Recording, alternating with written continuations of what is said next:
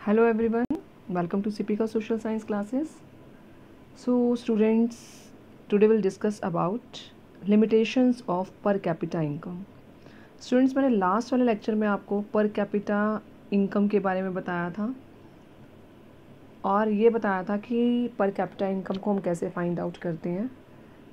आपको याद होगा लास्ट लेक्चर में हमने एक फॉर्मूला किया था जिसके अकॉर्डिंग हम पर कैपिटा इनकम को आसानी से फाइंड आउट कर सकते थे, जिसमें हम जितनी पूरे देश की अर्निंग होती थी, मतलब जितनी नेशनल इनकम है उसको जितने number of people are living in a country means number of resident, उनको हम डिवाइड करते थे। नेशनल इनकम को नंबर ऑफ़ पीपल से डिवाइड करते थे तो पर कैपिटा इनकम आती थी। उसमें मैंने एक लाइन लिखी थी कि per capita income is one of the most important criteria to जज द और to compare the economic development of a country. तो उसमें मैंने लिखा था one of the important, means ये नहीं है कि सिर्फ यही एक इम्पॉर्टेंट फैक्टर है, एक इम्पॉर्टेंट क्राइटेरिया है कंट्री को जज करने के लिए। तो इनकम से रिलेटेड हमने सारा उसमें डिस्कस किया था। अब क्या पर कैपिटा इनकम की कोई लिमिटेशंस हैं? तो इस वीडियो लेक्चर में हमने पर कैपिटा इनकम की लिमिटेशन के बारे में पढ़ना है। पर कैपिटा इनकम को हम एवरेज भी बोलते हैं, एवरेज इनकम। तो पर कैपिटा इनकम की शॉर्ट फॉर्म क्या है? PCI। तो स्टार्ट करते हैं अपना लेक्चर आज का। While averages are useful for comparison they also hide disparities.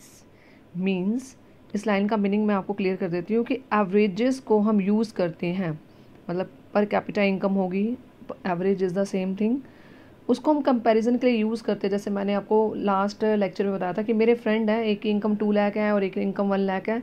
बिना कुछ जज किए मैंने सीधा बोल दिया कि 2 लाख वाला जो मेरा फ्रेंड है that person will be rich, और कुछ माइंड में नहीं आया। तो कंपैरिजन के लिए यूज़फुल तो है, बट इसमें भी कुछ डिस्पैरिटीज़ हैं जो ये हाइड करता है। डिस्पैरिटीज़ मतलब होता है डिफरेंसेस, असमानताएं, तो वो एवरेज इनकम में देखने को मिलती है। अब उसके लिए हम क्या है, एक एग्जाम्पल लेते हैं ताकि आपको एग्जाम्पल के थ्रू आसानी से क्लियर हो जाए। तो students, for example let us consider 2 countries A और B, 2 कंट्रीज़ हैं। For the sake of the simplicity we have assume that they have only 5 citizen each. मतलब ज़्यादा प्रॉब्लम है, वैसे कंट्री में तो बहुत सारे लोग होते हैं, पर हमने ये मान लिया है, सपोज कर लिया है कि कंट्री में सिर्फ 5 पीपल हैं, 5 पर्सनस हैं।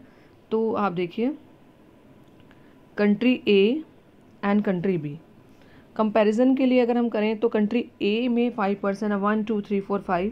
देखिए 1 1 2 3 4 5। अब इनकी इनकम जो है फर्स्ट कंट्री ए में फर्स्ट पर्सन की इनकम है 9500, सेकंड की है 10,500, थर्ड की है 9800, फोर्थ की है 10,000 और फिफ्थ की है 10,200। अब स्टूडेंट्स इनकी इनकम आपको पता चल गई है। अब इसमें एवरेज अगर हमने निकालनी हो तो भी देखते हैं कैसे निकालेंगे। कंट्री बी के बारे में भी पढ़ लेते हैं। कंट्री बी में फर्स्ट पर्सन की इनकम है 500, सेकंड की भी 500 है, थर्ड की भी 500 है, फोर्थ की भी 500 है और फिफ्थ की है 48,000। अब स्टूडेंट्स अगर मुझे इनकी पर कैपिटा इनकम निकालनी, मतलब मुझे एवरेज निकालना है, जैसे घर में फैमिली में 5 मेंबर्स होते हैं, 5 मेंबर्स की अलग अलग इनकम होती है, तो उसमें हम एवरेज निकाल लेते हैं कि कितनी इनकम एवरेज पड़ती है। तो एवरेज में हम क्या करेंगे, पहले इन जो 5 पर्सनस की जो इनकम है इसको ऐड करेंगे, जो हमारा आएगा 50,000। हमारा 50,000 आया। अब उस 50,000 को मैंने कितने नंबर ऑफ़ पीपल है, 5 नंबर ऑफ़ पीपल है, उससे क्या कर दिया, डिवाइड। क्योंकि अगर मैं 9500 10,500 9800 10,000 और 10,200 को प्लस करती हूँ तो मेरा 50,000 आता है। एक तरह से ये नेशनल इनकम हो गई, क्योंकि मेरी कंट्री में 5 ही लोग थे और 5 लोगों की मैंने इनकम को प्लस किया है, तो वो मेरे लिए नेशनल इनकम है। अब नेशनल इनकम हो मिल गई मुझे। अब नंबर ऑफ़ पीपल मतलब नंबर ऑफ़ पॉपुलेशन, एक तरह से कंट्री के 5 लोग हैं तो कितने होंगे, 5 होगी। उससे मैंने डिवाइड किया तो मेरी जो पर कैपिटा मतलब पर पर्सन जो एवरेज निकला वो पड़ा मेरा 10,000। अब दूसरी वाली कंट्री की बात करते हैं। दूसरी वाली कंट्री में भी देखो प्लस करो, 500 500 500 500 2000 2000 और 48,000 कितना हो गया, 50,000। यहाँ भी टोटल 50,000 ही पड़ रहा है और नंबर ऑफ पीपल यहाँ भी कितने हैं, 5। तो इनकी भी एवरेज क्या आ रही है, 10,000 आ रही है। अब आप कहेंगे अगर एवरेज के अकॉर्डिंग मैं जज करती हूँ तो वहाँ भी 10,000 आ रही है और वहाँ भी 10,000 आ रही है, तो दोनों कंट्री सेम होगी। पर अगर आप देखो दोनों कंट्री सेम का अगर मैं एग्जांपल लेती हूँ, तो आप मुझे एक बार ही बताओ, आप किस कंट्री में रहना पसंद करोगे, कंट्री ए में या कंट्री बी में? कंट्री बी में तो तब रहना पसंद करोगे जब आपकी इनकम 48,000 हो। वही ज़्यादा है ना, 500 पे तो आप काम करने को तैयार नहीं होगे, और 500 जो सैलरी है वो बहुत कम है। और कंट्री ए में देखें तो पांचों में से कुछ भी मिल जाए, कहीं भी जॉब मिल जाए, जो ये डिफरेंट डिफरेंट जॉब में लगे हुए हैं, 95 मिल जाए, 10,500 मिल जाए, क्योंकि डिफरेंस बहुत कम है। कंट्री बी में डिफरेंस बहुत ज़्यादा है। जैसे इंडिया की बात करें, यहाँ पर एक ऐसा भी है पर्सन जैसे मजदूर, लेबरर की इनकम एक महीने की 5,000 भी हो सकती है, 10,000 भी हो सकती है। वहीं अंबानी की इनकम देखें तो उसकी एक सेकंड की इनकम भी इतनी नहीं होगी। तो यहाँ पर ऐसे लोग भी हैं जो बहुत ज़्यादा रिच है और जो बहुत ज़्यादा पुअर हो गए, पर जो इनकम निकलती है वो एवरेज निकलती है। तो कहीं ना कहीं एवरेज इनकम से हमें कुछ क्राइटेरिया अप्रोप्रिएट नहीं मिलता। देखिए, will you be equally happy to live in both these countries, are both equally develop, perhaps some of us may likely to live in country B. हमें कंट्री बी में, कुछ लोग कंट्री बी में रहना पसंद करेंगे। कौन से लोग कंट्री बी में रहना पसंद करेंगे? वो लोग जाएंगे if we are assured of being its 5th citizen. वही मैंने अभी आपको बोला, अगर हम 5th सिटीजन हो तभी हम वहाँ पर रहना पसंद करेंगे, क्योंकि 5th सिटीजन की जो सैलरी है वो कितनी है? 48,000 है। लॉटरी सिस्टम हो वहाँ मिल जाए तो ठीक है। Even though both the countries have identical average income, दोनों कंट्रीज की सेम एवरेज इनकम है, country A is preferred because it has more equitable distribution. तो कंट्री ए ज़्यादा प्रेफर की जाएगी क्योंकि उसमें जो डिस्ट्रीब्यूशन ऑफ इनकम है उसमें ज़्यादा डिस्पैरिटीज़ नहीं है, ज़्यादा डिफरेंसेस नहीं है, सब लोगों को इक्वली ट्रीट किया जा रहा है। मतलब वहाँ पर इकोनॉमिक इक्वालिटी है, जो कंट्री बी में इकोनॉमिक इक्वालिटी नहीं है। वहाँ पर कुछ लोग तो बिल्कुल ही गरीब हैं और एक पर्सन है वो बहुत ज़्यादा रिच है। तो in this country people are, जो कंट्री बी की बात कर रहे हैं, कंट्री बी में क्या है? Preferred because it has more equitable distribution. In this country people are neither very rich nor extremely poor, ना ज़्यादा रिच है ना ज़्यादा गरीब है। On the other hand most citizen in country B are poor, सारे सिटीजन्स पुअर हैं, but एक पर्सन है वो एक्सट्रीमली रिच है। तो hence while average income is useful for comparison, average income को हम कंपैरिजन के लिए यूज़ तो करते हैं, बट ये हमें इनकम का डिस्ट्रीब्यूशन कैसे होता है उसके बारे में कुछ भी नहीं बताता है।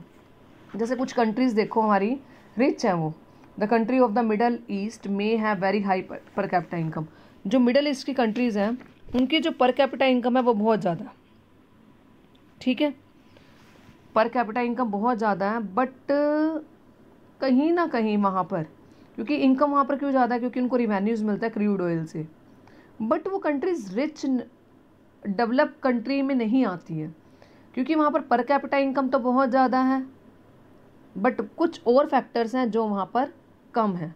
तो स्टूडेंट्स, उसके बारे में मैं आपको नेक्स्ट वाले लेक्चर में बताऊंगी कि कौन से अदर फैक्टर्स होते हैं इनकम के अलावा, कि इनकम एक जो पर कैपिटा इनकम है वो एक इम्पॉर्टेंट क्राइटेरिया तो है, बट उसमें भी कहीं ना कहीं ड्रॉबैक्स हैं।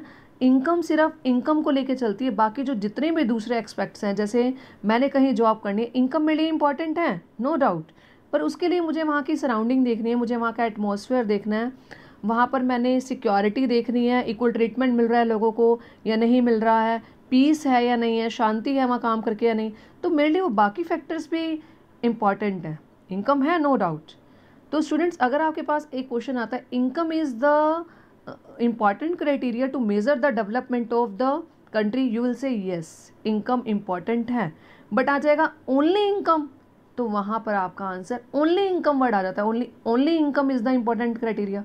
तो नो, कुछ और भी फैक्टर्स है इनकम के अलावा, तो हम अपने नेक्स्ट लेक्चर में उसको डिस्कस करेंगे। यहाँ पर आपको एवरेज इनकम का जो क्राइटेरिया था कि एवरेज इनकम की क्या ड्रॉबैक्स थी, वो आपको मैंने दोनों एग्जांपल से समझा दिया कि पर कैपिटा इनकम दोनों कंट्रीज़ की सेम होने के बावजूद भी हम कंट्री ए में रहना प्रेफर करेंगे, क्योंकि वहाँ पर मोस्टली अबाउट इक्वल डिस्ट्रीब्यूशन होता है इनकम में, लोगों को इक्वली ट्रीट किया जाता है, जो कंट्री ए में नहीं ट्रीट किया जाता है। तो यही प्रॉब्लम आती है जिसकी वजह से हम कंट्री के डेवलपमेंट को जज नहीं कर पाते हैं ओनली इनकम के क्राइटेरिया से। चलो अपने नेक्स्ट लेक्चर में देखेंगे income and other criteria. Okay, thank you.